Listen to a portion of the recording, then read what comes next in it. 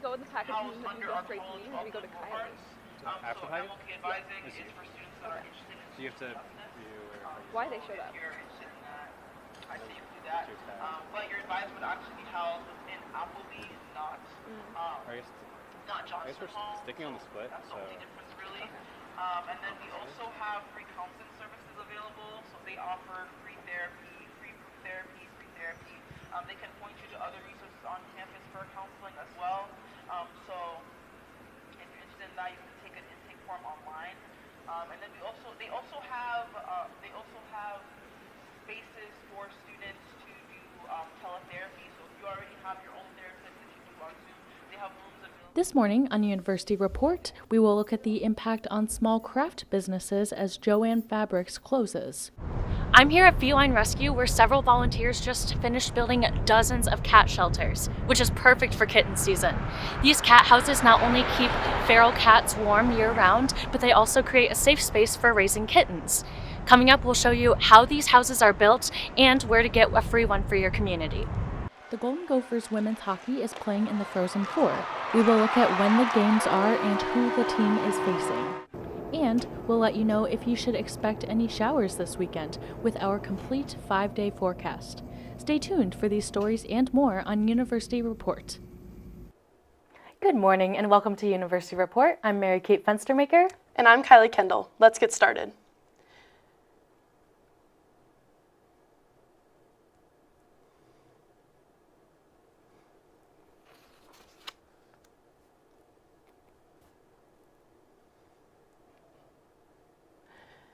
Jo-Ann Fabric and Craft Stores officially filed for bankruptcy and is closing down all locations, but this could be good news for small fabric businesses. Here's what I found.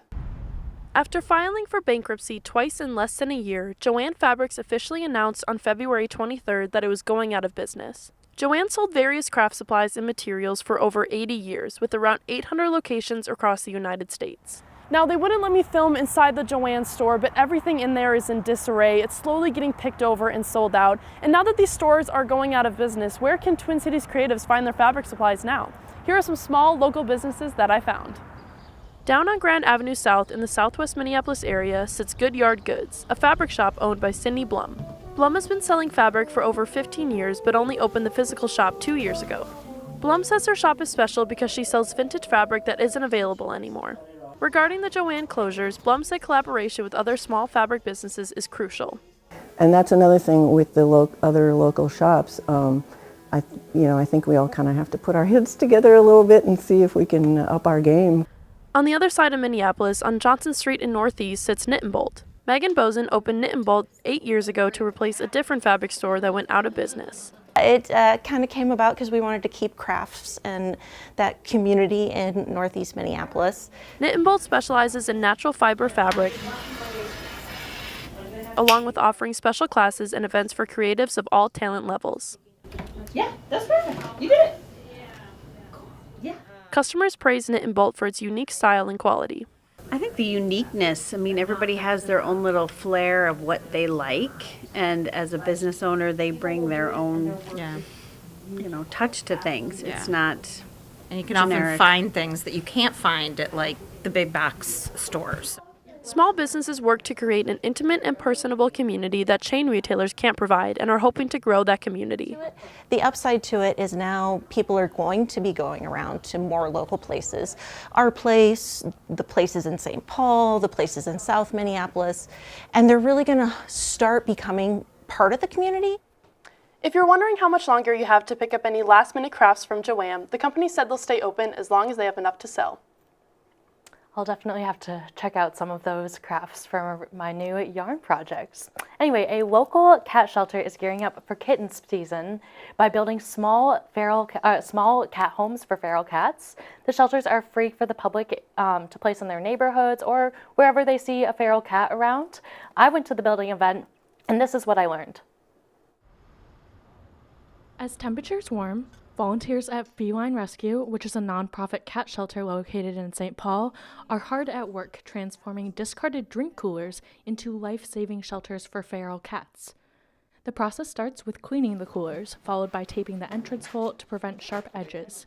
After securing the entrance and the top with tape, volunteers fill each shelter with hay and bedding before covering it with weatherproof plastic.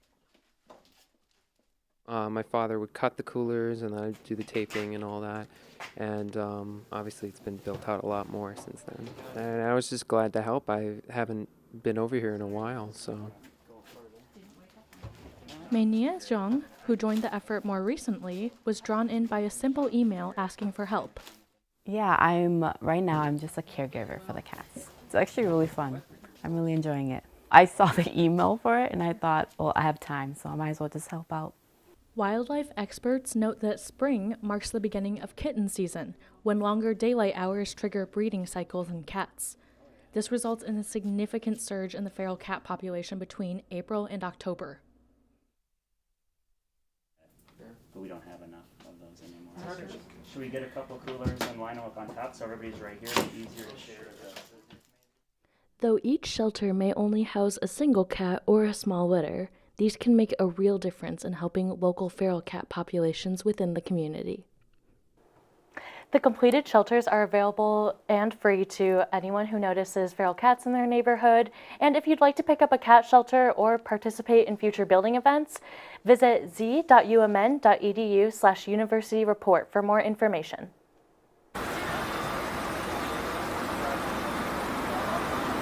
Local craft vendors recently held a special event. We'll take you there and tell you more about Women's History Month. And we'll explain how Como Zoo will use new government funding once signed into law.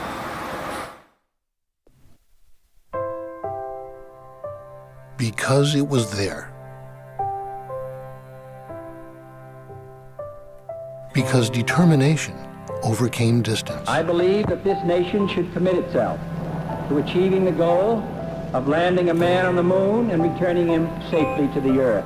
Because the unsolvable was invitation enough.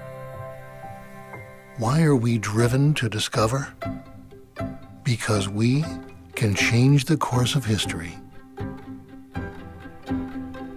Because tomorrow's visionaries need focus today. At the University of Minnesota, with each student comes an opportunity to set their sights higher and to show them the way, so our graduates can shape the future and fulfill the dreams they haven't yet dreamt. Because renewable energy can sustain us all.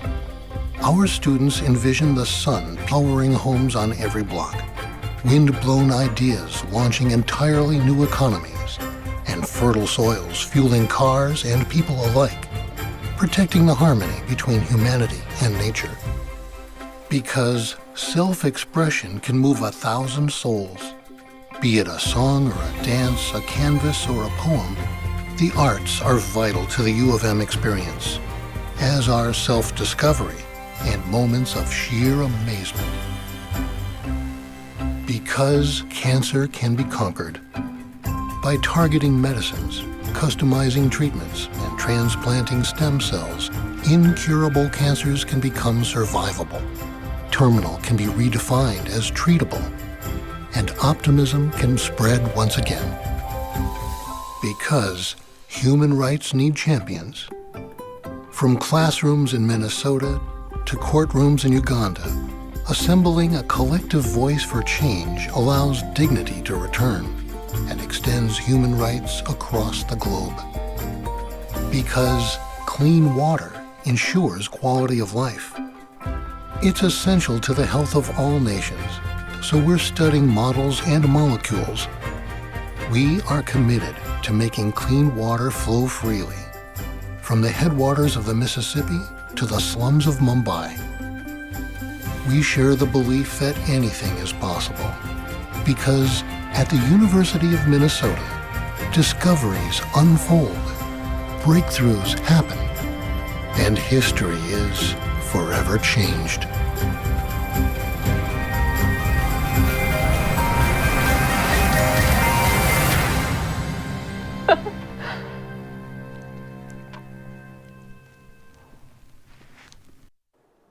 March is Women's History Month. Our reporter Bianca Caputo attended an International Women's Day celebration recently to see how women and girls in the metro were celebrating the day. Bianca joins us now live from the University of Minnesota Women's Center to tell us a little bit more about what resources remain for women at the U year-round. Thanks, Kylie. Here at Appleby Hall inside is the University of Minnesota Women's Center, where there's webinars on everything from women's equity in the workplace to media representation. Inside Appleby 65, it is Women's History Month all year long.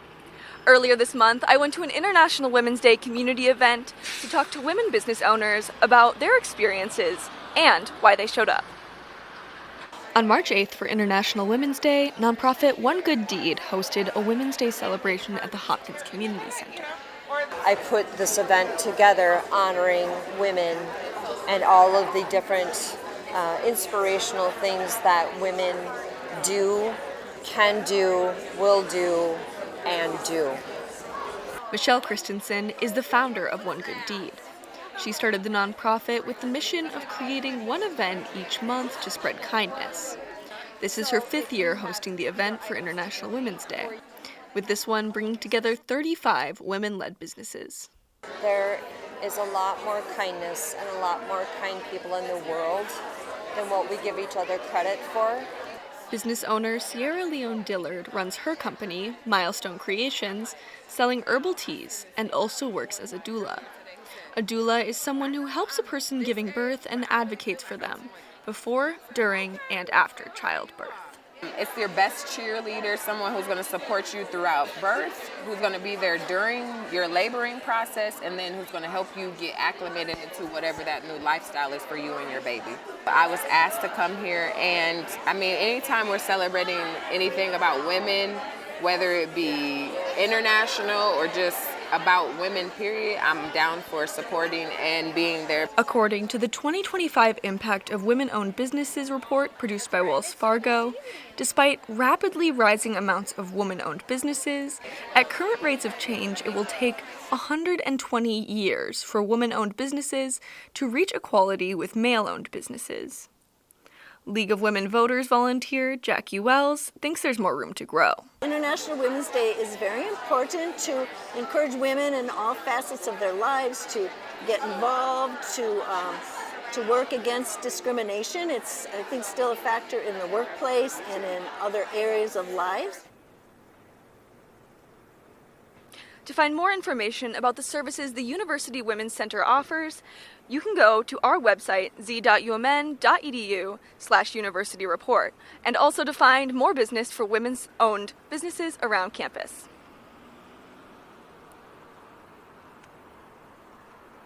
Thanks, Bianca, and happy Women's History Month. A new Minnesota Senate bill would give Como Zoo and Conservatory $3.5 million for the next 2 years. As part of the state's Arts and Cultural Heritage Fund, the money will go towards habitat improvements, special exhibits, and educational programs. This will be the second grant given to the zoo over the last 2 years. Como Zoo is free and it's open 365 days a year. And with a small chance of participation over the weekend, things are looking nice. Coming up next is your comprehensive 5-day forecast to help you plan ahead. This past week's weather brought out Minnesotans to celebrate St. Patrick's Day. Stay tuned to find out how.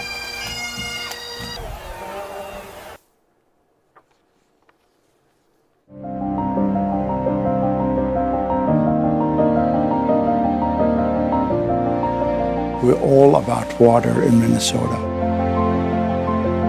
I've been here approaching 50 years. Originally, the biggest problem we had is the algae bloom from the sewage in the lake. And now we got the zebra mussels, and that's been a major negative. Zebra mussels are an aquatic invasive species. They impact the food webs within lakes, which impact fish populations, growth, occurrence, and especially in Minnesota, where so much of our recreation is lake-based, that impacts those local businesses, different tourism around the state. Zebra mussels were first found in the Great Lakes back in 1986, and since then they have spread throughout much of Minnesota. People love clear water, but that's not necessarily good. That means that conditions are different for the plants, for the fish, for everything in the lake. This project out on Lake Minnetonka is looking at a copper-based product called EarthTech QZ. We are hoping that this will give us ideally some solutions for controlling zebra mussel populations. This project is largely a partnership between the University of Minnesota, specifically MASERC, the Minnesota Aquatic Invasive Species Research Center, and the U.S. Geological Survey.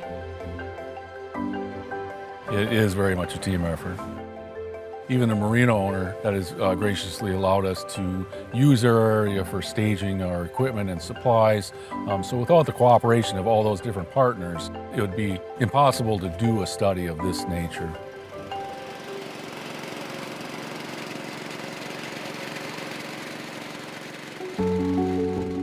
There are a lot of infrastructure and businesses existing relying on the lake. It's not only the marinas, it's everybody around Lake Minnetonka will suffer subsequently. Well, the zebra mussels over on the east end of the lake make it clear. It looks like an aquarium over there. So during the daytime, it's kind of tough to fish. Zebra mussels affect our boats by getting in the motors. They affect the beaches. They get on the rocks. People step on them, cut their feet. So it just makes it less desirable to use the lake. And as a business that's in a lake community, that affects us.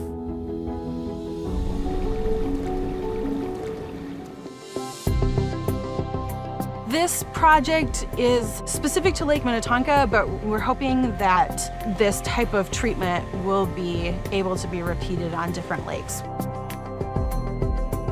The University of Minnesota's Aquatic Invasive Species Research Center is one of a kind. It's the only one like it in the country. And the work that we're doing is protecting Minnesota's lakes. The University of Minnesota is absolutely essential in this matter. And it's a profoundly positive experience for us to be part of it.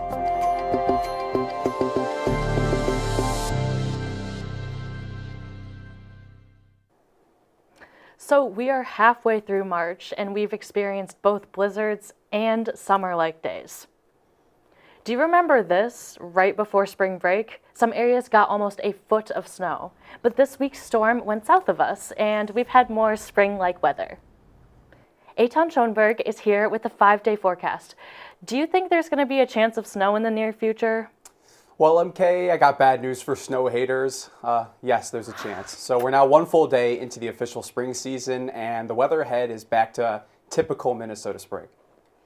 So in the 5-day forecast, we've got highs peaking near 50 degrees, but lows that reach below freezing. It'll be pretty cloudy coming up, a departure from the sunny and 60 and even 70-degree weather we had last week. Starting with today, we've got a high of 49 and a low of 18, and winds of 10 to 20 miles per hour. Moving on to tomorrow, it'll be mostly sunny with a high of 46 and a low of 40, though there's a chance of light rain later at night. Now, Sunday is where we get our chance of snow, MK. There's currently a potential winter storm watch as showers in the morning can change to snow in the afternoon. Winds will get up to 25 miles per hour on Sunday as well. Then Monday and Tuesday have pretty similar conditions. We'll float around 50 degrees and have partly cloudy skies. That's a look at our 5-day forecast, and back to you guys. No, thank you, but thanks, Eitan. A new restaurant in Dinkytown is opening between Crisp and Green and between Boberty and Mochito. Pizza Karma will be in Dinkytown as well as several other locations by the end of the month. It will serve pizza as well as wings, salads, wraps, and appetizers like garlic bread. Prices for the food will range from $10 to $15. Irish Arts Minnesota held its annual St. Patrick's Day Festival last Monday at the St. Paul Landmark Center. Jacob Kapperman went out to check it out. The St. Patrick's Day Irish celebration featured multiple stages performing live music, seminars, and dancing throughout the day. For some, like legacy band member Kevin Carroll, the festival is a way to share traditional Irish songs and stories. It's fun for us to sort of convey Irish culture. It's easy to do that through the songs because all the songs have a topic, and it's often about something historical or it's about Irish lifestyle, things people experienced in Ireland. So it's a way to kind of get to know the country through its music. For performers like Emily Grams, a member of the Green Fire Irish Dancers, the festival is an opportunity to share and celebrate the artistic side of their culture. I think it is a really great community. A lot of times we don't set time aside for art and music and cultural dance because we're so busy with our day-to-day lives. So having a holiday like this and the Landmark Center, a specific place that you can watch all of these different events and see wood carving or bagpipes or how to make or learn how to play the instruments, it's utterly beautiful. Graham says the festival is a way to build support and connection with her community. You always end up getting a lot of support afterwards. You always end up flowers or just people coming into the back to hug you and talk to you about it. It's really, really supportive. Even if you're brand new to it, everyone's always just so into it. I wish I was back on the roads of It's interesting because you have a lot of different aspects of Irish culture all together at the same place at the same time. So it's one of our favorite events. We play multiple other places, but we like the audiences here because they're very knowledgeable about Irish music, and they're very appreciative, and it's a good time. For over 40 years now, the St. Patrick's Day Festival has brought people together to celebrate Irish culture through music and art. Jacob Kappeman, University Report. For more information about the Irish Arts Minnesota organization, check out our website at z.umn.edu/universityreport.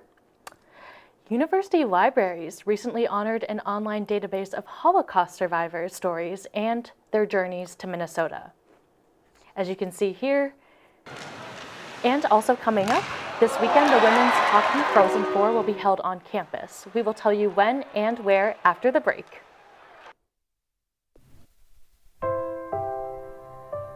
Because it was there.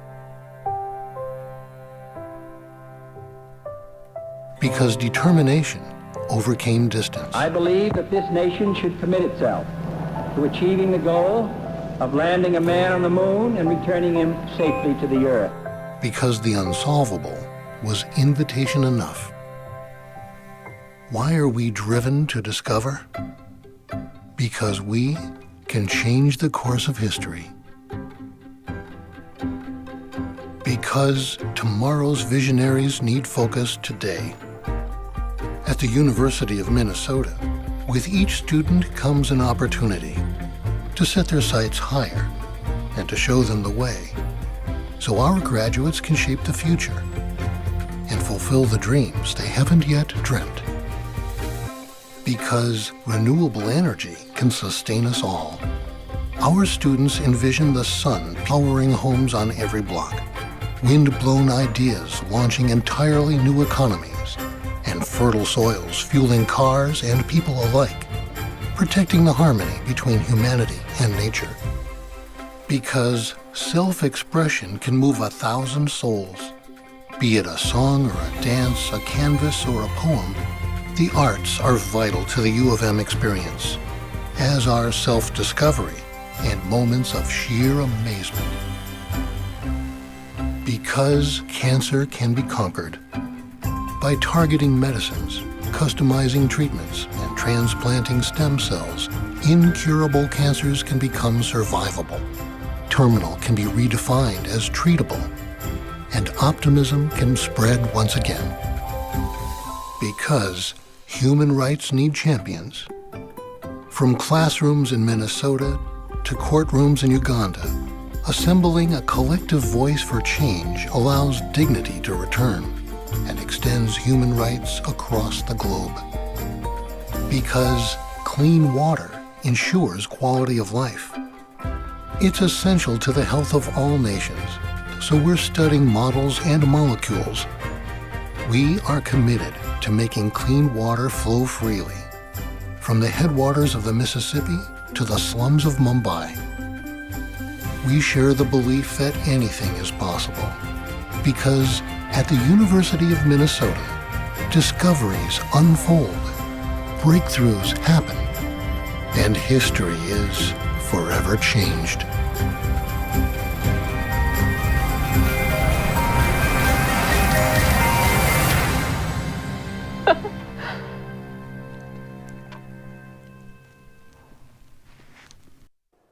The Battle of the Bands finalists have been selected. Honeytree, Tin Whiskers, Virgo, the Clean Plates Club, and Homunculus Rex will be played during this year's Spring Jam on April 26. Students voted for their favorites during the Battle of the Bands events during the month of February. A group of university students and staff recently finished an interactive project that tells the stories of numerous Holocaust survivors who came to Minnesota. Eitan Schoenberg spoke with the project's creators and learned more about their work. Survivor Stories Retold Digitally. The project Minnesota Shoah Stories uses archived information to tell the story of 23 Holocaust survivors.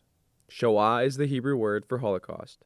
The fact that you can hear my mom, who has now been gone 20 years, you can see a video of her telling her story in this archive is really something that's very special. The project started in 2022 and was finished at the end of 2024.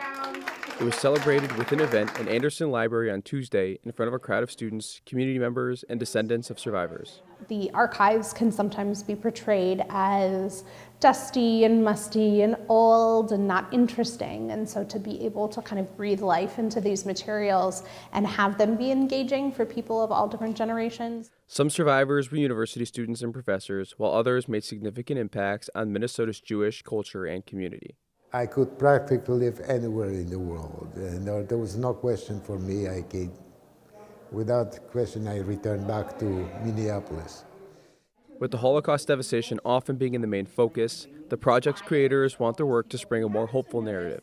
Often when we talk about the Holocaust or genocide, we really focus on death and destruction and don't celebrate hope and resiliency. And I think that's what I really want this project to be, is that celebration of hope.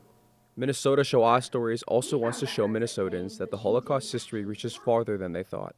So this is not just a European story, it's not just a Jewish story, this is a Minnesota story. While most of the project's survivors have passed, their names live on, and their stories are preserved for future generations to learn.